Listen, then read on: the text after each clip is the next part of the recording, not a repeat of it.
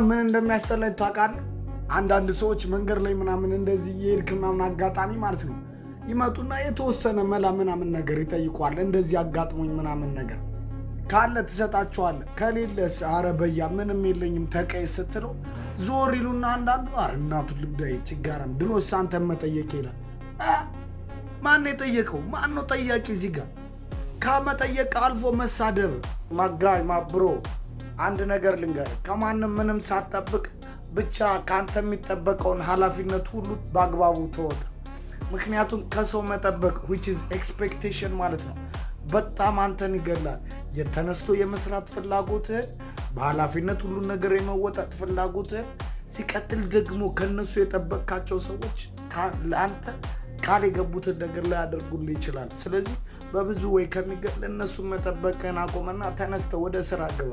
አምተልኙ ማነገር በፊት ተማሪ እያለን ጩጮዎች ሆነን ማለት ነው ክላስ ውስጥ ለወደፊት ምን መሆን ትፈልጋለህ ሲባል እየተነሳን ዶክተር፣ ኢንጂነር፣ ፓይለት እንል ነበር። ያኔ ማለት የነበረብን ግን ምን መሆን ትፈልጋለህ ሲባል አብዛኞቻችን ቲክቶከር ነበር ማለት የነበረብን።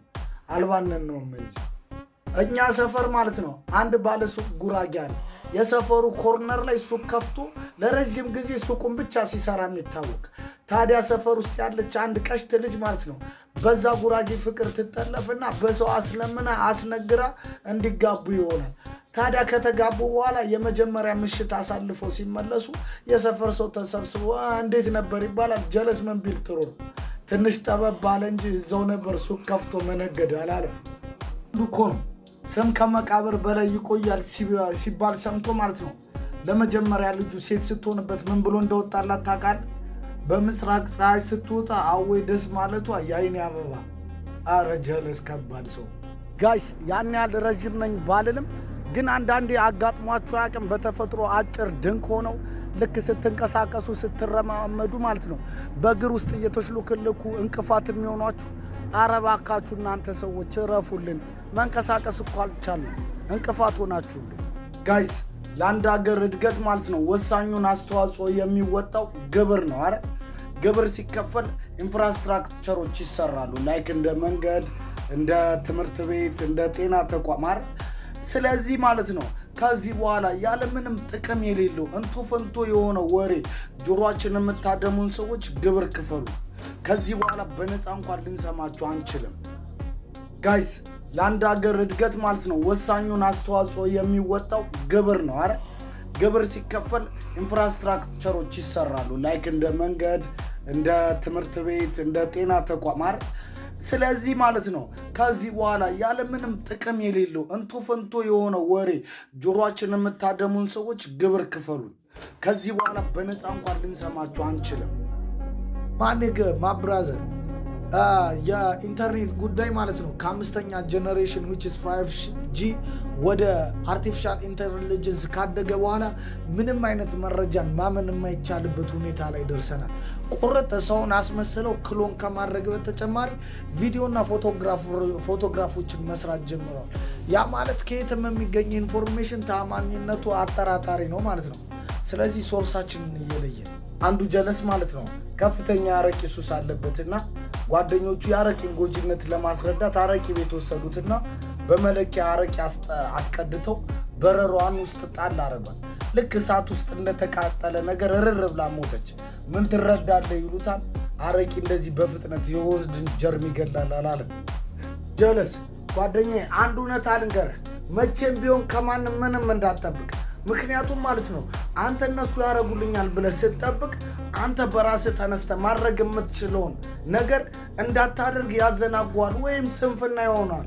ስለዚህ ከማንም ምንም ሳትጠብቅ ነገሮችን በራስህ ለማሳካት ሞክር። ምክንያቱም ኤክስፔክቴሽን can kill your inspiration። አንዱ ጀለሳችን ሲፎግር ምን ቢል ጥሩ ነው? እኔ ያለ አሳማ ጠምደው መረብ ዘርግቻ አይደለም አለ፣ ወደ ውስጥ ገብቼ ሰምጬ እየዋኘሁ ነው አለ። አንዱ ቀበል አድርጎ ምን ቢለው ጥሩ ነው? እኔ ያለ አባይ ሲመረቅ ከጎጃም ተነስቼ አለ አባይ ግድቡ ድረስ እየዋኘሁ ተጋድሜ እየዋኘሁ ነው አለ። ከዛ ሲደብረኝ አለ ፍቅር እስከ መቃብር ወጣ አድርጌ እያነበብኩ ነው የሄድኩ አላለም። ስንቶቻችንን በፊት የይስማዕከ ወርቁን ዴርቶ ጋዳ የሚል መጽሐፍ አንብበን ጣና ሐይቅ ላይ ያለው ዳጋ እስጢፋኖስ የሚባለው ገዳም እውነትን መጽሐፉ ላይ እንዳነበብነው የሲክሬት ሰርቪስ ኦፕሬሽን አለው ብለን ራሳችን ያመሳመን ነው። እኔ ብቻ ነኝ ፓይረሲ ሎው አትራክሽን ወይም የስበት ህግ ይሰራል ሲሉ ሰምቼ ማለት ነው። ስወድቅ ስነሳ የባንክ ቤቱን ካዝና ባስበው፣ የስልኬን ፕሮፋይል ፒክቸር ዶላርና ገንዘብ ሲዘንብ ባደርገው፣ ጭራሽ ብሎ በተቃራኒው ችግር አልጎተተብኝም። እንዴት ነው የሚሰራው? እስኪ በእናታችሁ አስረዱ። በፊት ማለት ነው እኛ ስናድ ትልቆቻችን በጣም ከማክበራችን የተነሳ ማለት ነው እንደዚህ አታድርጉ እንደዚህ አትንኩ ስንባል እሺ ነው። ያውን ጊዜ ትውልድ ማለት ነው በጣም ንቀቱ ከመብዛቱ የተነሳ ይህን ነገር አትንካ ስትለው ለምን ይላል፣ አትንካ ስትለው እንዴት ለምን ይላል። እናት ልከፍ አትንካ አልኳረ አለቀ በቃ አትንካ ነው። አረ ምን አይነት የማዳበሪያ ታምች ትውልድ ነው የመጣብን። ሰዎች ጋር ሰቅ ብለን እየተጫወትን ማለት ነው አንዱ ምን ቢል ጥሩ ነው፣ ጁንታዎች እኮ አለ የሌለ መሳሪያ ነው ያላቸው አለ። ሌላው ይቅርና የተራራ መጭመቂያ መሳሪያ አላቸው ይላል። የብልጽግናው አሽቃባሽ ተቀብሎ ምን ቢል ጥሩ ነው፣ እሱንማ ያኔ መቀሌ ስንገባ ማርከነዋል አላለም።